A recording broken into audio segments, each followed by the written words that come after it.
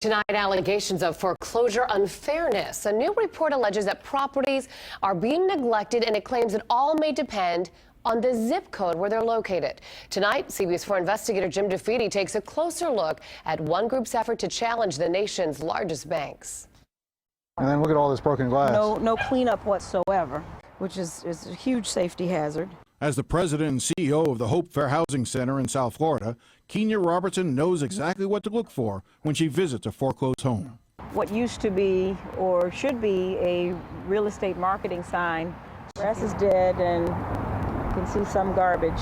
Recently, Hope took part in a nationwide survey of foreclosed homes conducted by the National Fair Housing Alliance.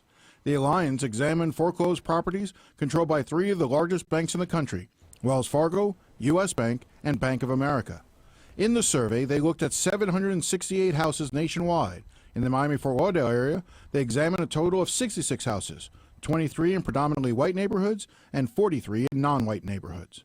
We found that in communities of color, we have a higher rate of trash, of unkept yards, as well as windows and doors being broken. In every category the Alliance examined, homes in minority neighborhoods were more likely to have unsecured or broken doors and windows, damaged roofs, overgrown or dead grass, broken fences, rotted wood, exposed wiring, or holes in the structure. I'm Mary McCoy, and I have lived in the city of Miami Gardens since 1975, April 1st. When I first moved here, it was one beautiful neighborhood. I mean, lots of nice things for the children to do.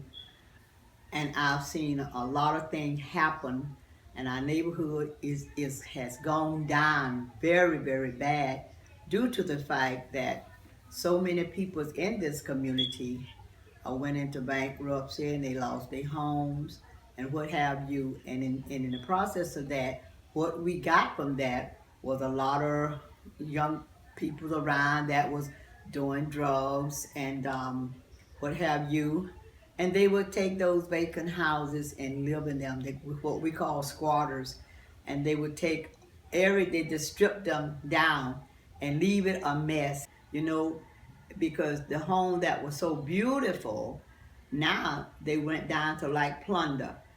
And sometimes people will call with regard to these properties and they'll say, well, nobody owns it. And I'm fond of saying to them, everything is owned by someone.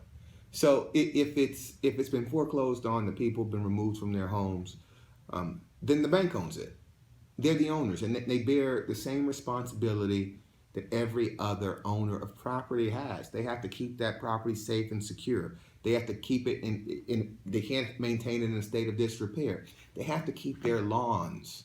They have to keep their lawns manicured. They have to make sure, people aren't coming and squatting and things of this nature. They're not fulfilling responsibility in a lot of senses. I guess the city has been forced to step in kind of in loco parentis for banks, except for they're not kids. They're banks. In regards to these homes, if this was not there or these vacant homes weren't there, because we do have the community that take a vested interest, but the next call they make is to the police department. So out of the upward of 6,000 calls for service that we handle on a monthly basis, we're seeing a large amount of those calls dealing with quality of life issues that's strictly related to the vacant homes, the vacant properties, the unkept properties.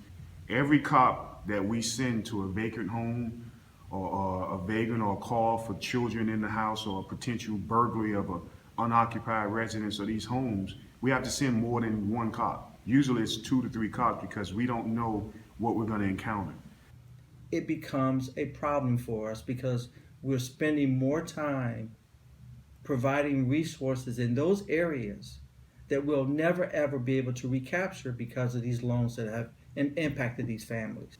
Because we are continually trying to get ourselves out of the hole because of those revenues that we would normally count on are not coming to fruition. And so when you see your property values fall like that, it's falling outside of the norm, if you will.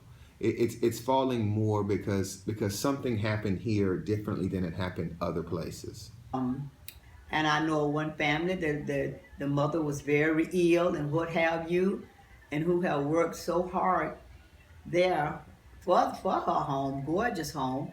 But after they moved out, the squatters went in and destroyed it, and destroyed the place. And I really hate even passing there, because knowing what it was and knowing what it is now,